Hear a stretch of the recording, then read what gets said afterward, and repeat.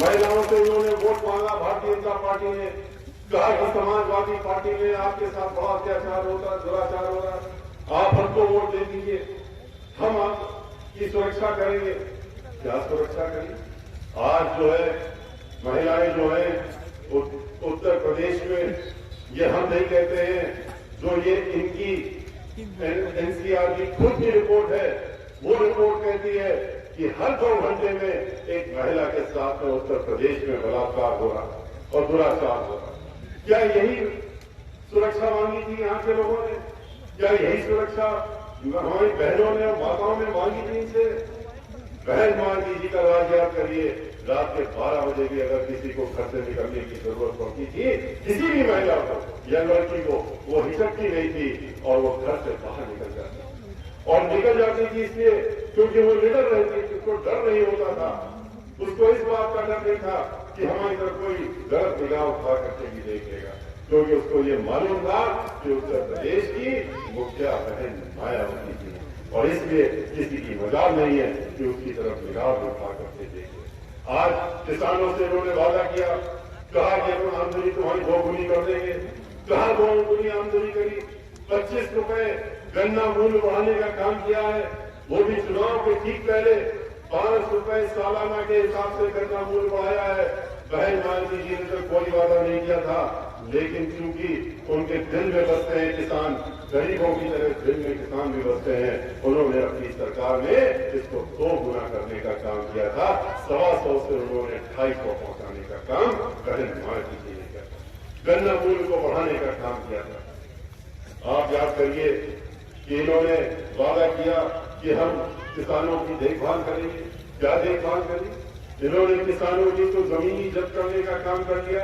3 काले कानून बनाए, ऐसे काले कानून बनाए जिससे जमीन की पट्टे में इनके जो खास उद्योगपति हैं उनके हाथों में चली जाए और उसके बाद दोबारा पलट करके किसानों के हाथ में न आए, ऐसी व्यवस्था इन्होंने। इसके इनसे संभाल कर रहने की जरूरत है। किसान उनको पहचान गए, किसान उनको जान गए और किसान ने उनकी असलियत देखते हुए उन्होंने आंदोलन किया। पूरे प्रदेश पे ही देश में आंदोलन किया और देश में आंदोलन करने के बाद उन्होंने 15 महीने में छुटकाने का काम। वो बात दूसरी है कि उनके 700 लोगों की शहादत हुई और इतना ही नहीं, 400 लोगों को 4 लोगों को गाड़ी से दबा करके मंत्री के लड़के की गाड़ी से दबाने का काम हुआ। ये भी लोगों ने देखा और इसलिए उसके बाद कह दिया कि ये तो हमारा इसमें कोई दोष नहीं था। जब दोष सामने आ गया, मीडिया के लोगों ने खुलासा कर दिया तो मीडिया के ऊपर विफल गए। मीडिया ने सवाल कर दिए तो उनकी कॉलर पकड़ दी, उनको गाली देने का काम किया और गाली देने के साथ साथ में मारने की धमकी देने का काम इनके मंत्री करते हैं और अभी भी मंत्री पद पर बैठे हुए उनको हटाने की कोई योजना इनके पास नहीं है, क्योंकि इनकी सोच ही ऐसी है। बहन मायावती जी ने इनकी तरह छोटे वादे नहीं किए, लेकिन उन्होंने 23 जिले बनाए।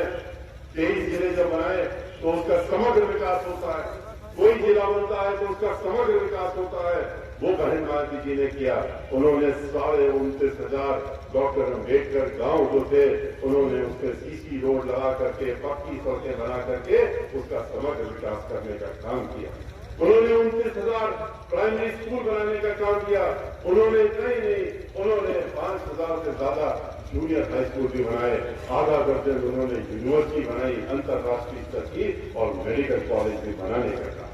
विकास उन्होंने हर तरफ करने का काम किया। उत्तर प्रदेश में बिजली जो थी वो सिर्फ 6,500 मेगावाट बनती थी। उन्होंने उत्तर प्रदेश को अंधेरे से उजाले की तरफ ले जाते हुए 13,500 मेगावाट की बिजली का उत्पादन अपने रहते रहते करने का काम बहन मायावती जी ने किया।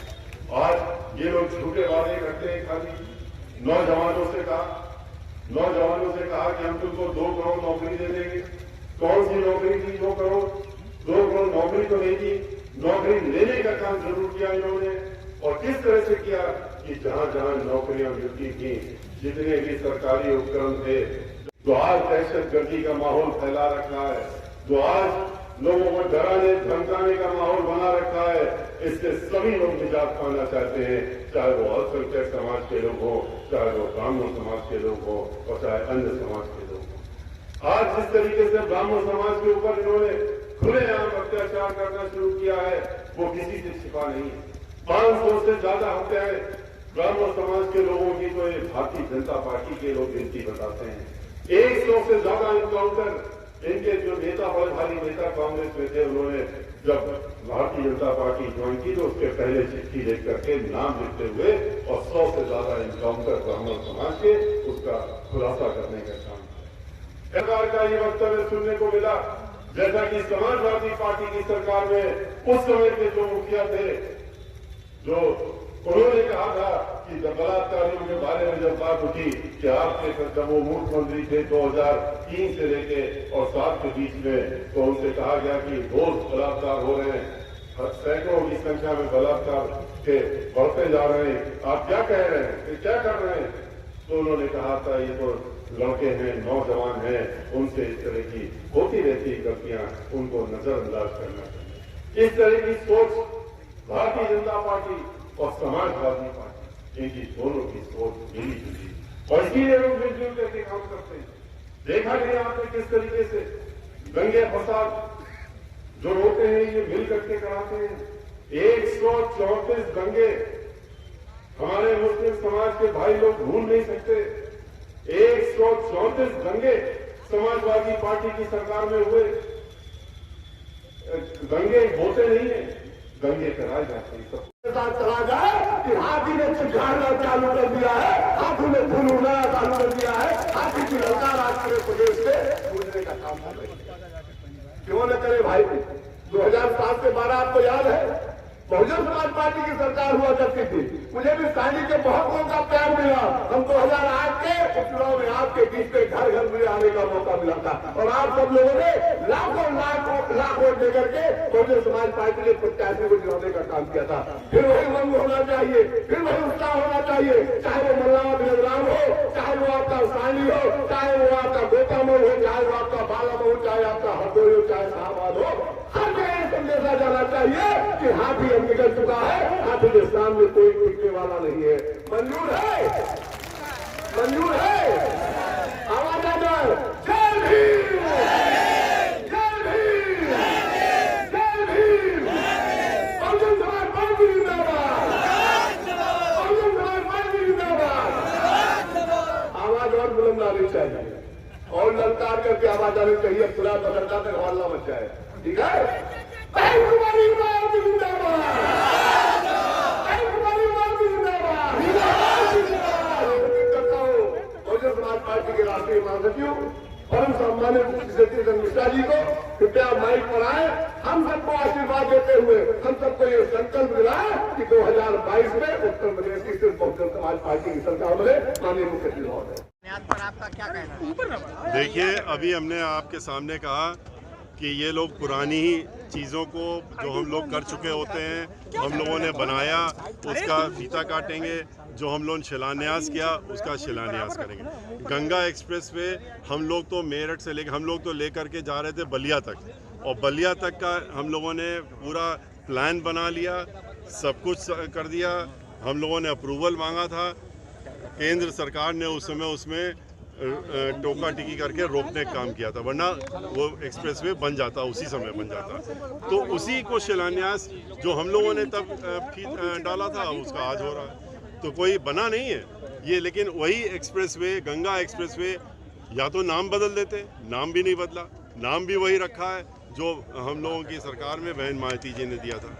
आज समाजवादी पार्टी के नेताओं के घर पे छापे पड़ रहे हैं, क्या उम्मीद है कि सरकार चुनाव जैसे जैसे चुनाव करीब आते देखिए, भाजपा विपक्ष पर हमलावर होती जाए? देखिए, ये हम लोग शुरू से कह रहे हैं कि जैसे जैसे चुनाव आएंगे 2-3 चीज़ें होंगी।